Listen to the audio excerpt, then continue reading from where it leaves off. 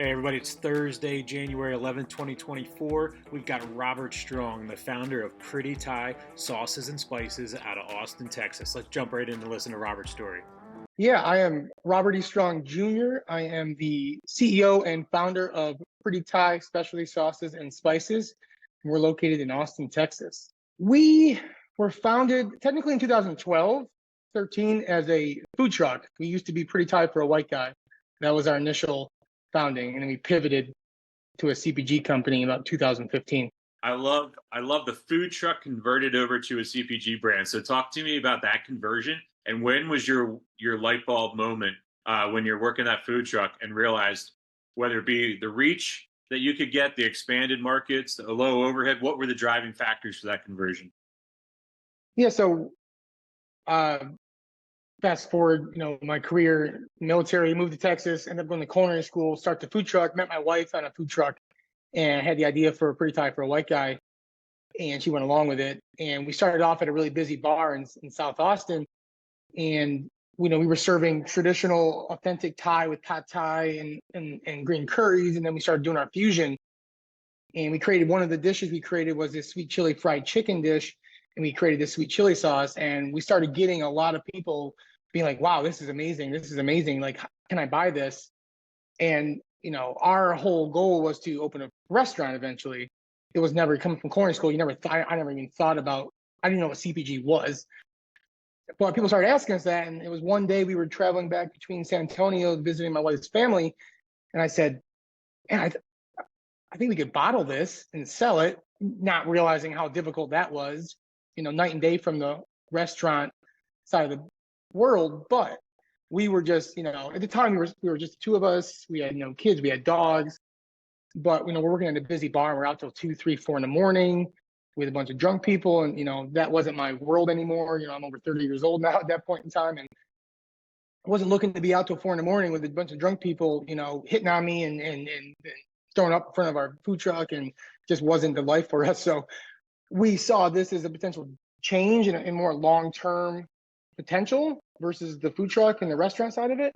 And that's really what started, that was really the impetus for, starting to slowly bottle the products and sell them. And were all 5 of these SKUs that I'm currently seeing on the front end of the website there, were all 5 of those SKUs just different sauce options you had in the food truck? Or did it start and then evolve out when you got to CPG? Yeah, so actually we have 8 SKUs technically. We have 7 SKUs in retail, depending on which retailer, and then we have all 8 SKUs through Amazon and e-commerce. We started off with 5. Actually, we started off with the 3 spices and then the sweet chili, and then we had a lemongrass lime dressing, which was my signature dish, was this warm steak salad of mint and cilantro with this lemongrass lime dressing. That one launched along with our sweet chili and our 3 spices into Central Market here in Texas in 2016. I eventually had to drop the lemongrass lime dressing. It's just way too authentic for the average consumer. I still do have a following of people who I make it for small batches and ship it to them. But it was during that time in Central Market that, the foodies came up to me and they said, listen, Robert, like, we don't have a good Thai peanut sauce. None of the ones we have on the shelf we like. We can't recommend them to anybody. Can you create one? So I spent about a year developing the Thai peanut for Central Market, and that sauce is now our number 2 sauce behind our sweet chili, which I never thought, could even, be touched as far as popularity. And then I created my Muay Thai sauce. We had the pad Thai sauce technically on the food truck. I just didn't introduce it to the market until after the Thai peanut and Muay Thai. And I've introduced the Tiger Smirk, and now we're about to introduce the Thai chili sriracha that I'm really excited about, coming up next month online before retail. So perfect. Talk a little bit about so you have a very robust e-commerce as far as that goes. Is your e-commerce for your DTC, is it also a functional tool for your wholesale business to business, or is that through a distribution network? Yeah, so the e-commerce part came later. It really came over the last year and a half, 2 years. We really focused primarily on B2B with Texas and here in Central Market, and then HEB, and then we expanded into the Midwest with Meyer. And then I just saw the kind of the change. COVID kind of started pushing the consumers more online, and people started being more confident in purchasing food items online. And that's where we kind of saw, okay, maybe we can tap into this So we started tapping into it with Amazon and our website. We've since pulled away from our website. We couldn't see the conversion with all the Google and Facebook ads. We just couldn't see the conversion. But Amazon's doing pretty well. We're still trying to ultimately get the conversion where it is, but it keeps growing every month. So that's very good. But our B2B is still our primary push. Our hope is to drive more traffic via e-commerce, which will then tell our story to the retailers, right? And be able to then get to different regions of the country. But I still think our bread and butter is going to be retail. Absolutely, completely agree with that. You have a good balanced hybrid approach, and that's the most successful things you kind of see. You're not over investing on either, because honestly, we're still in a very uncertain kind of future as far as which way people are going to go. How many are truly going to hold on to brick and mortar, and how many are going to go completely over e-commerce? And I think we have a long time before it turns into an either or scenario. What areas are you available in as far as on other shelves? And is it strictly with Meijer and HEB, or are you with other independent mom and pops? So we are with independent mom and pops. We are through fair.com. So we do have a bunch of smaller individual mom and pops that do purchase our products and sell all over the country. West Coast, East Coast, you name it. And that's really cool. And we're seeing more and more uptick with that, which we love. Otherwise, HEB is our bread and butter here in Texas. And we have exclusivity with them. And it's been really great working with them. They're probably the best retailer I've ever had to communicate with and work with. Very genuine. And then Meijer picked us up. There was a second retailer to give us an opportunity in 2021. And, we've had our obstacles with our distribution with them, I think. We go direct with HEB, which is phenomenal. We go through KeHE. And I just think there's some obstacles, which I'm sure you're aware of, working with these big broadline distributors and so forth. So, we've been picking up slowly. We went through a lot of different buyers, which I think is, typical in this line of work.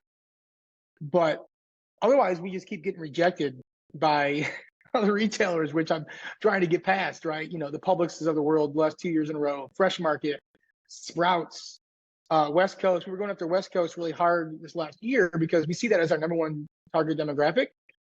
And we were getting into Northern California with Raley's, and then Unified dropped the ball on our paperwork, and we missed the deadline and had to pull out of that. So we kind of backpedaled and said, well, you know what? Let's just focus on what we have right now, which is HEB and Meijer, and let's really start to grow those. And then once we get stability again, we will look at other retail options. As far as what's your go-to-market strategy for those markets? Is it a strong partnership with the distributor as far as representing your brand, or do you have field reps out in those markets that you're talking about with primary targets? Yeah, no. So I don't have good relationships with the distributors. I've never found them to be, I guess I just have the wrong approach, or I just don't know how to approach them properly. I've just never had luck with them really trying to go to bat for us.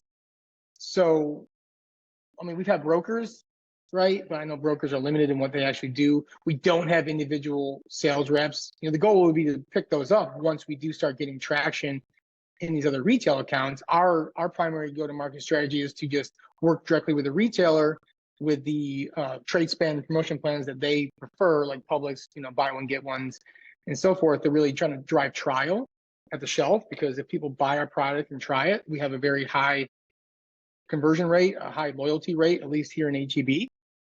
So that's really our strategy. And we're in 3 different sets within their store. So we're in the condiment aisle, the spice aisle, as well as their cooking connection. Oh, excellent. And I've not seen other retailers that have that similar dynamic, especially with the cooking connection. So they're able to actually sample our products to the consumer directly, and I don't have to be in the store trying to do that. They require, HEB is very specific. You have to be an employee of the company to be able to demo. And we're just a very small company. I have myself, my wife, I have one production manager in our production, then we have fractional individuals, right? So it'd be really difficult for us to try to get a team together.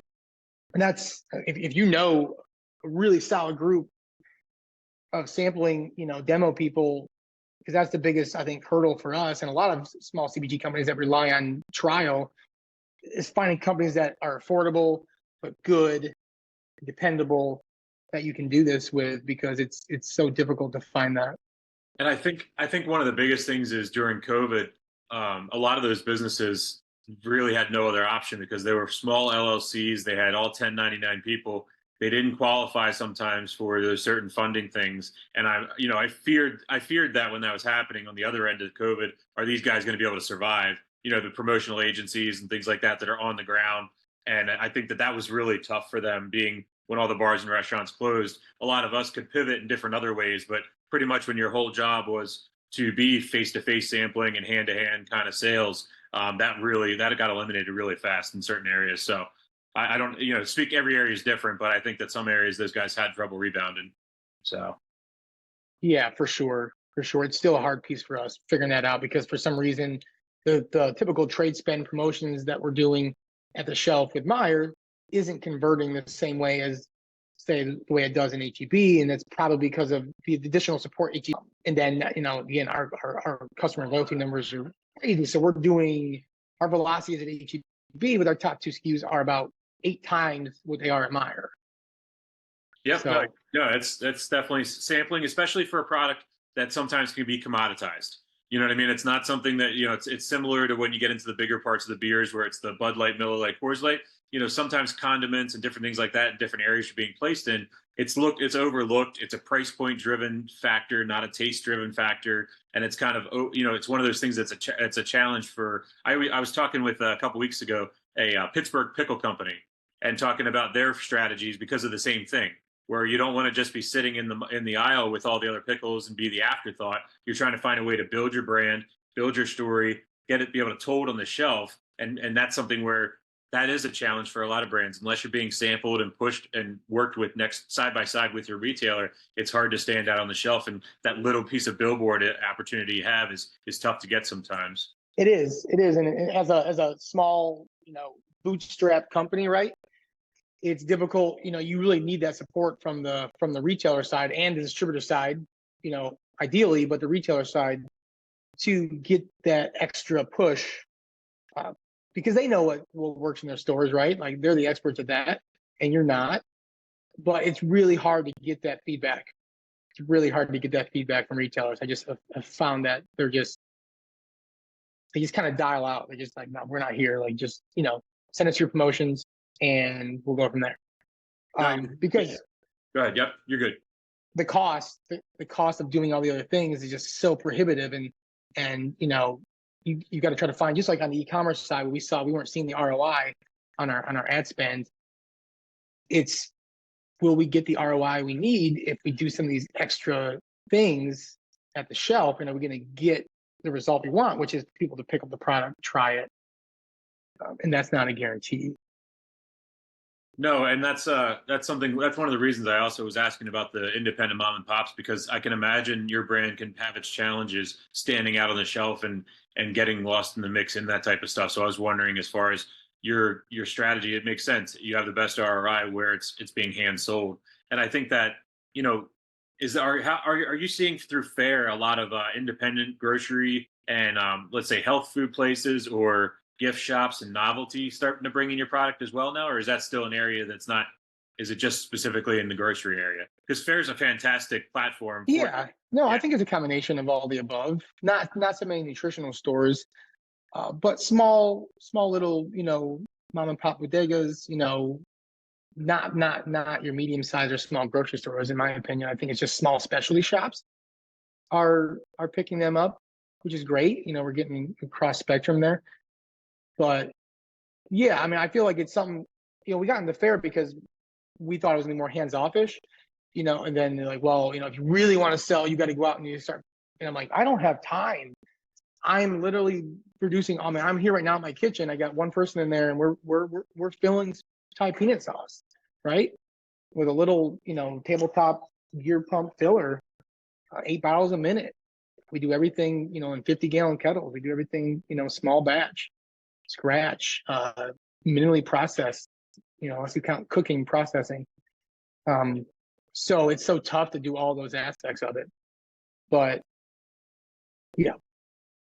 Are you currently? No, I'm going to pause for a second and tell you something that's not going to be on the podcast. Your store. You're not alone.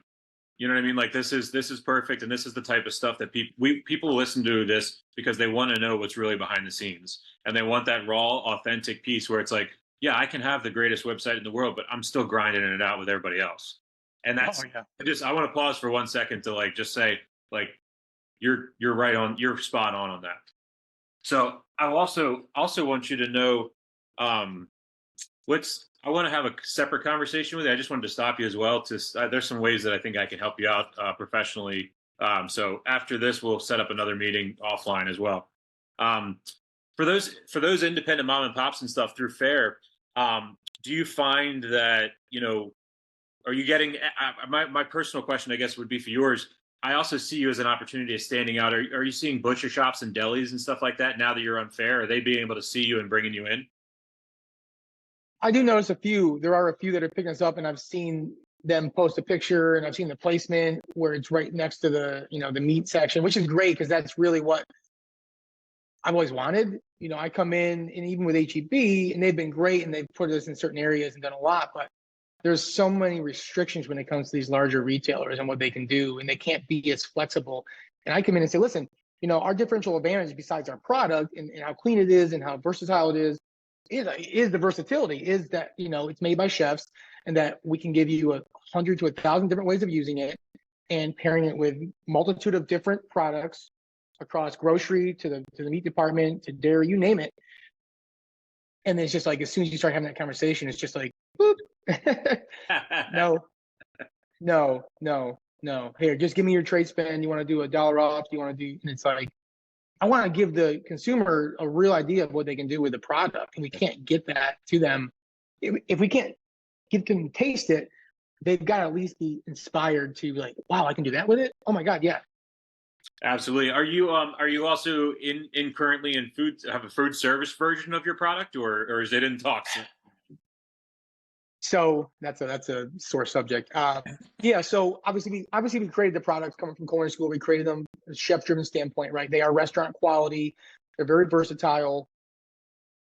We have one chef in College Station that uses them religiously. I ship him in bottle form because we don't have any other accounts. We were in talks with one of the very large broadline food service distributors like 3 years ago. And we had a broker, and they were really interested. We got the green light to send it off to all their chefs. And then our co-packer at the time pulled the rug out from under us and doubled our pricing and made it impossible for us to do it. So we then had to fire them about 1.5 years ago and take it on ourselves. But since doing that, I'm working literally out of I also own a shared kitchen business called Wingman Kitchens here in Austin. And the whole impetus behind that was I was in commissary kitchens from the food truck when we started selling in Central Market and so forth here in Austin, and they kept closing down on me. And, I get 2 weeks notice. They're like, sorry, we're shutting down. I met my business partner with this, and he's like, hey, I got the business side. I've studied, there's a demand in the market. So we opened it up, never thinking that I'd have to be producing 15, 20,000 bottles a month out of what is, in all intents and purposes, I got about 300, 400 square feet to work with, traveling across town to storage units, taking bottles of finished product in my RAV4 and building pallets in the parking lot of the public storage units. You know what I mean? Oh. Never thought I'd have to do that, but that's where we're at because we couldn't get the large scale production. So I've had to hold off on food service because of that fact, because I know that I could go after that again, but I can't do the large scale volume bags that they require in the current situation I'm in. So yeah, that's a sore subject. It's okay though. That's okay though. It's something that you recognize. You recognize it's an opportunity, and with it continuing to make your business sustainable, it's not the right time for that, and that completely makes sense. And then the right time will come, and honestly, it'll come, and it'll force itself with that turn rate through there. So, as far as that, would you say from your Fair with B2B, do you have every state covered, and if so, what regionally were there any surprises as far as certain regions that we were interested in that kind of like we're like, oh, I wasn't expecting it to pull that hard over there? Well, I don't think we have every state covered. I mean, we've got a good spread across the country. I think Bozeman, Montana has been an interesting one. There's a small store out of there that they just reordered again. And I mean, usually pretty steady. You know, our minimum is $100, so they're usually ordering about $100 to $125 a product, and they just ordered, you know, almost triple that here. And they've been ordering for the last year and a half pretty steadily.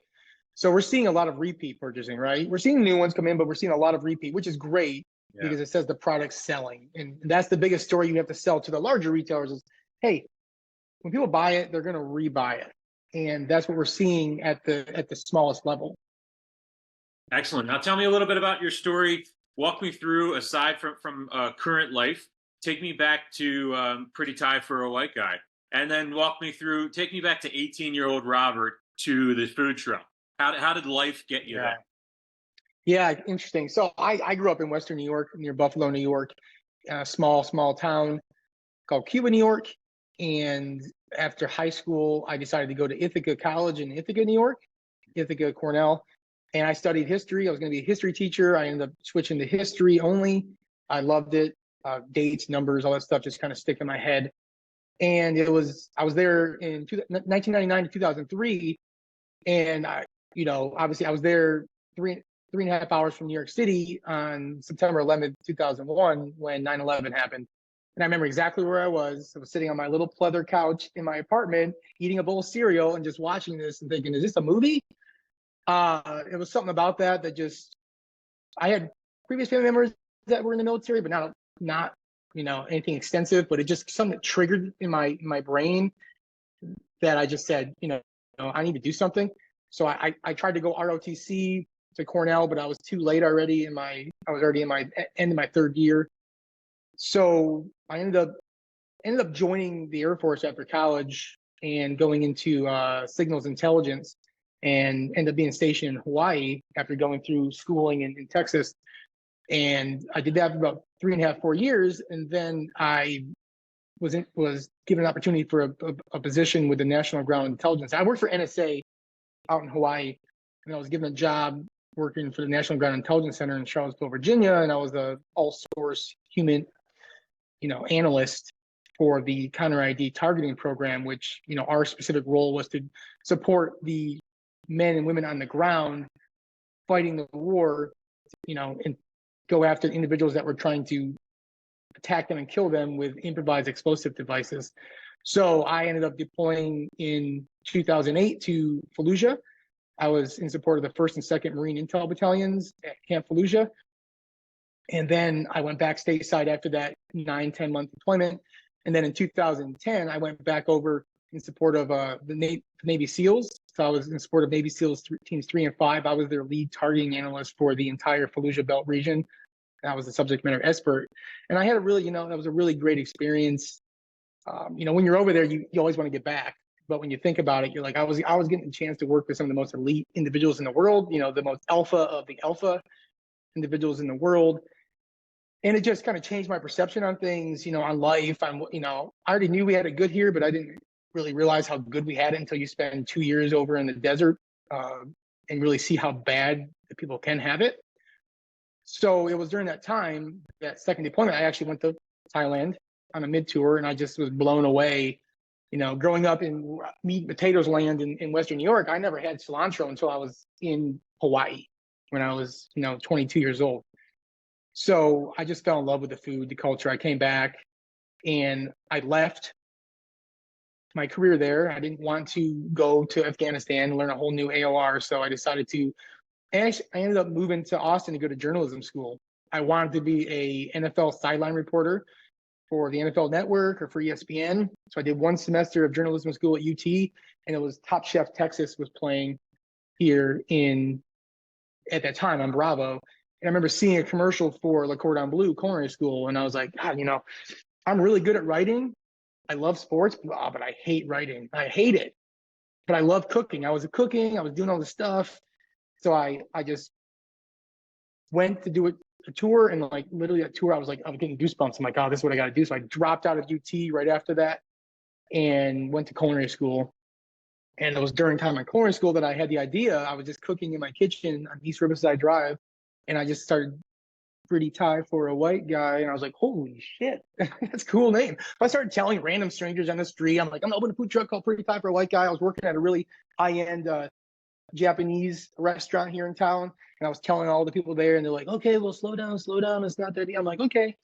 I did it. I met my wife on a food truck job for South by Southwest. Said I got the idea for Pretty Thai for a White Guy, and we just did it. We opened up in January of 2013, and that's where it started. Within the first 6 months, the cooking channel reached out to us. We were featured on season 5 of Eat Street because we were just doing it a different way. This was back when food trucks were just starting to be a thing here in Austin for about 2-3 years. But we were really taking a different approach, really unique, big flavors. And that's the one thing when people always eat our food, they always say, they're like, oh, this is really big flavor. Like, we don't hold back. But it's clean. And that's what we try to do with our products. They're really clean. You're going to feel better after you use our product. They're not thick. They're not goopy. There's an intent behind every one of them. The consistency, the mouthfeel, the texture. It gives you a lot more ways of using it in your kitchen. So that's the food truck. And then, we decided to have the product company, and we started selling the products at a winery in the hill country in Texas. And then we ended up, me not knowing what I want to do for my life. It's one of the things I think that was detrimental going over to Iraq and seeing how bad things can be, is I just wanted to, live for myself and really enjoy life.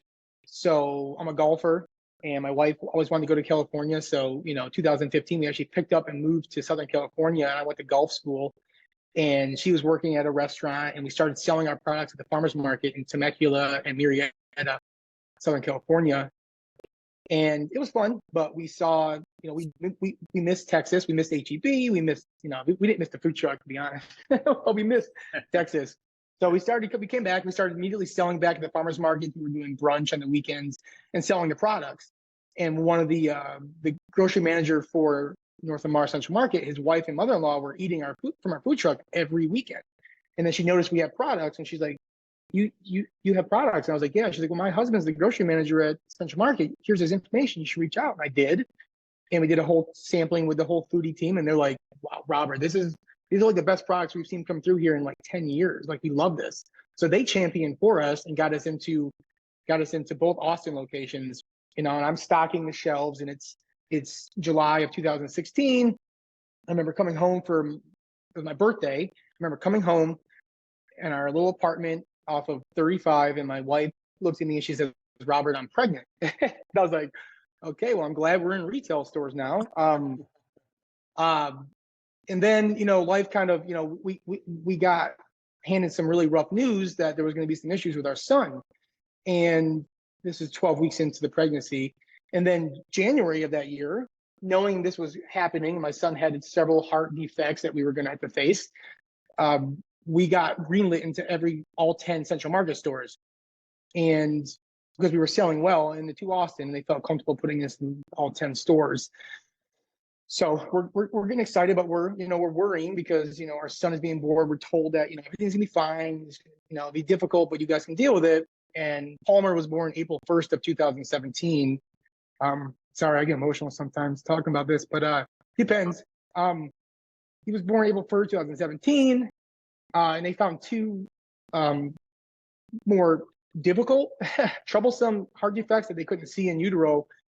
And we ended up battling for 47 days between Dell Children's Hospital and Texas Children's, 6 days at Dell Children's here in the PQ. The first day that I went over with him and my wife stayed back, he coded, he died for 2 minutes on the table. I remember that vividly. Day 6, the surgeon pulled us into a room and says, we're not doing surgery today. We don't think he's going to live. We just think you should do comfort care. At that point, I just, I remember exactly what she said. She's like, this type of thing tears families apart. I remember looking at her. I remember thinking about my time in Iraq. I remember thinking about the Navy SEALs and the Marines. And one of the sayings that the Marines had, which was embrace the stuck, is that, you see an issue, you see a problem, you see obstacle, you recognize it, you acknowledge it, you internalize it, and then you just push through it. So I just looked at her and I said, can I have that piece of paper that you're looking at, that you're using as a reference to why my son can't survive? And I took it and I walked into the room there at the PQ and I called the number on this 10-year-old article, and it was the operating room for Stanford Children's Hospital. And I remember getting like 3 words out to the receptionist. They just told me my My son has 0% chance of living. And I remember her being like, hold on a second, let me get you to the surgeon. So I had a 30-minute conversation with Dr. Hanley out in Stanford. And basically right then and there, he's like, I can do this surgery. You got to get a medevac out here to California. Well, at the same time, we're talking with Texas Children's Hospital, which is 2 hours away. And there was all kinds of stuff that came up. I promise you, it was a whirlwind of a day, and that turned out to be a whirlwind of 47 days. Day 9, he had a 21-hour open heart surgery. We ultimately had to, we were fulfilling product from the Ronald McDonald House parking lot and then making it into rounds that day. Like my mother-in-law was driving up product and my friend was making for us, and we were loading in the back of our distributor's truck. I was doing everything from my computer outside the elevators and going in there to make sure I was there for Palmer. We never really left his side. And then, at 47 days old, we had to make the decision to let him go. And I'll tell you what, there's nothing that compared to watching your son die in your arms. So people don't really get why I push so hard, because I feel like we have to, whenever I take 10 steps, people always take 2 steps backwards, I feel like. But I made a promise to Palmer. So if you look at the bottle, on our bottle is the Palmer Nichols Foundation. And we've donated to several causes. I donated to a lot of veteran causes. When anything ever pops up, the Uvalde shooting, we donated to that. We donated to other families that have children that need surgeries. We don't have a lot of money, trust me. We're still grinding it, but we try to give where we can give, because, at the end of the day, my sole purpose behind building this company is to raise awareness, give people strength, that you don't have to give up when life throws you just tremendous curveballs. Best way of putting it is that we just want to build a legacy for Palmer. You don't stop being a parent just because you lose your child. We have 3 other kids now. We have a 5-year-old, an 18-month-old. Now we have Cohen, is 8 weeks old.